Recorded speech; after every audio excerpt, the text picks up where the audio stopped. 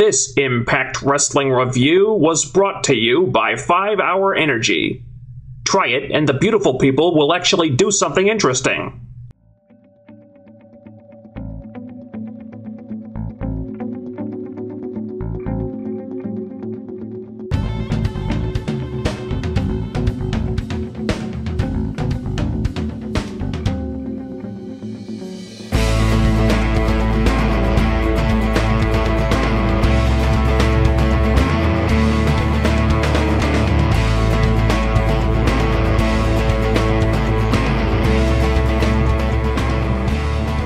If I think back on the last several years of TNA, it seems like there have been an awful lot of promises that they've made, things they said they were going to do creatively, or at least give us the impression that they were going to do, and then they've either not done these things or done them, but in a way that ended up being kind of unsatisfying. It doesn't happen every time, but there's plenty of examples of this. We're going to refocus on the X Division, etc. So you can imagine my skepticism when Bully Ray says over and over and over again that he's going to put Dixie Carter through a table. He has said this so many times now that if this does not happen, if Dixie Carter does not go through a table before this storyline is done, then this entire angle will feel like one giant tease. If it actually does happen at some point, fantastic. I just don't think it's going to. As much as I rack my brain, I cannot picture any possible scenario in the world that would allow this to play out. So I had to kind of take this opening segment with a grain of salt when Bully Ray brings out all these tables and says that every member of Team MVP and Team Dixie is going to go through one up to and including Dixie Carter herself. I'll believe that when I see it, TNA, and not a second before. That notwithstanding, I did like this segment a lot. Bully is always gold on the mic. The tables with the names on them was a cool visual, and we got some nice progression with this angle about Dixie and MVP's respective groups joining forces eventually due to their mutual hatred of Bully Ray. Which I completely understand after this segment. After that son of a bitch actually had the balls to put Rockstar Spud, the best friend of wrestling's greatest hero, EC3, through that table. You've got some nerve, mister. How dare you! So the heels gang up on Bully, the babyfaces make the save, and this segues very nicely into our opening match. The six-man tag was pretty good. I think having the heels go over was the right call. It's too soon for them to be jobbing out. And Davey Richards had an out from selling the injury, so that doesn't hurt him at all. And by the time this was done, we were already half an hour into the show. I looked at the clock and I was like, wow, that went by really fast. And not because it was rushed either, but because I was really enjoying what they were doing. Again, I really do like the new status quo they've got here. They've now installed Austin Aries, the Wolves, and later on Samoa Joe as the top babyfaces, along with Eric Young. And you know what? Issues with EY as the world champion aside, that doesn't suck. Having said all that, the talking segment with Dixie and MVP later on, with Eric and Bully Ray showing up, and Bully basically just reiterating everything he said in the opener, that felt unnecessary, and needlessly long, too. This whole segment probably could have been done in about half the time, in my opinion, if not cut entirely and just folded into the opener instead. A lot of this just seemed like they were repeating themselves. It did set up the main event nicely, and I do see why they wanted to put extra emphasis on it considering what happened. But other than that, I don't think this segment really needed to be there, honestly. I'm starting to feel like a broken record praising this Bram character every week. I wish I had different ways to say it, but I'm really liking this guy a lot. He had his first singles match here, he went over strong, as he should. I felt bad for Tigre Uno, but I never really expected them to get behind him anyway. Bram's facial expressions are great. I found myself paying more attention to those than the match, actually, which wasn't bad either. And then it gets really interesting, with Magnus basically challenging Bram to put up or shut up, to really prove that he's got a set and take on Willow. And the best part? The best part, Bram is happy about this. He's happy. He's not turning coward. Hell, he's excited to have a chance to beat Willow's ass one-on-one. Say what? Yeah, how about that, huh? A heel that doesn't get pissed off when you put a challenge in front of him. A heel that enjoys a good fight. A heel that actually has some balls, imagine that. I love bad guys like this, because the chicken shit stuff is so overdone these days. It's almost like this character is being written just for me. I know it's still early on, and there's still plenty of time for them to screw this up, but Bram is striking all the right notes so far. This really feels like an EC3 type of situation where I think that with Bram, TNA have gotten their hands on another undiscovered gem of a talent that WWE dropped the ball on. Yes! Gunner and Anderson had a match with the Bromance, which, considering who the faces were and who the heels were, went way too long and was way too competitive. But that wasn't even the weird part. After Gunner and Anderson win, as logic and common sense demanded that they do, the Menagerie come out. I don't know why. The Bromance immediately shit their pants in fear. For what reason, I'm not sure. Then the Menagerie surround them and attack Sema Ion as Robbie and Jesse bail. What the fuck? I was so confused by this.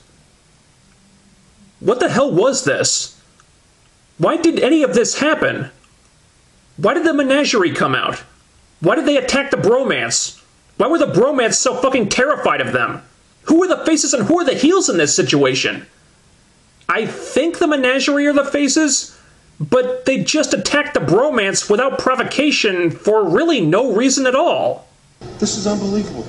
This doesn't make any sense. If the Menagerie were suddenly feeling the overpowering urge to cave in that ass clown Robbie E's skull, believe me, I sympathize. But a babyface needs a little more of a reason than that. He's crazy. And that. I don't know what the purpose of this was. A potential feud between these teams does not interest me. The Bromance have no heat and no credibility, so the Menagerie don't stand to gain anything by beating them. Frankly, I had no damn clue what the hell was going on here. Strange segment. I will not participate in this charade this evening. Well, hot damn, it seems my pleas have been answered. Brittany finally got some storyline focus in the Knockout division, with some real time devoted to her, and a match that was more about showcasing her than anything else. Thank you. With the current state of this division, Brittany is really the only Knockout that I have any interest in whatsoever right now, just because she's something new. So I was very happy to see this. We're getting a better impression of her character now, with her being the overzealous rookie trying a little too hard to prove herself. This angle with her and Madison Rayne is finally going somewhere. Whether it's meant to be about an obsessed fangirl or about some hashtag HLA, I don't know. But either way, this just got a lot more interesting. And I did get a chuckle out of it when her hero worship switched from Madison to Gale and then back to Madison. That was funny. Also, Brittany had her first real in-ring promo here. And personally, I never thought Santana Garrett's mic skills on the indies were very good at all. In fact, that was the main thing I was worried about when TNA signed her. She may not be the most natural actor in the world, but I thought she did okay here, minus the staticky microphone, which may or may not have been her fault. The segment did get a little uncomfortable when she was talking about wanting to be with Madison at the end there, but I think it was supposed to, so I didn't really have a problem with that. Is there room for improvement with her mic skills? Sure. But compare this to a lot of her indie promos, and I think improvement is already being made. I don't know if Brittany will ever be a scintillating talker, but if she keeps working on it, I think she can turn into a capable one. Anyway, it looks like Brittany's heel turn on Madison is inevitable now, which I'm still not really in favor of, to be honest. They do need another girl on the heel side, but I just don't know if this is going to play to her strengths.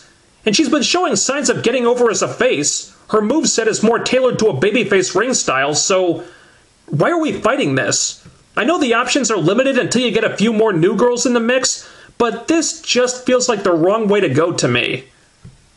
Sign more new knockouts, please.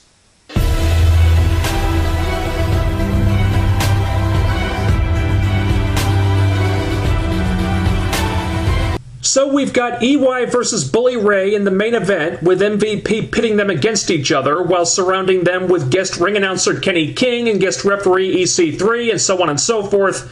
For the record, Kenny King was really funny as the ring announcer. And yes, this did look strangely similar to a main event segment we saw recently on a Monday night, but I'm pretty sure this episode was taped before that. This match kind of felt like needless deliberation to me. Eric and Bully had to know that the heels were not going to let this play out, so why even bother trying to wrestle each other at all? The whole thing seemed pointless because we knew we weren't going to get a real finish. Just go after the heels and be done with it. Oh, you were not aware of this? And inevitably, the match gets thrown out and it descends into carnage with the faces getting destroyed. But suddenly, holy shit, it's Samoa Joe! Surprise, motherfucker! That was a cool moment. It was exciting and very well done, I thought, and one of the only times all night that the Impact Zone crowd was actually awake. And this is why they spent so much more time than they needed to in setting up the main event segment, because they had this big return planned.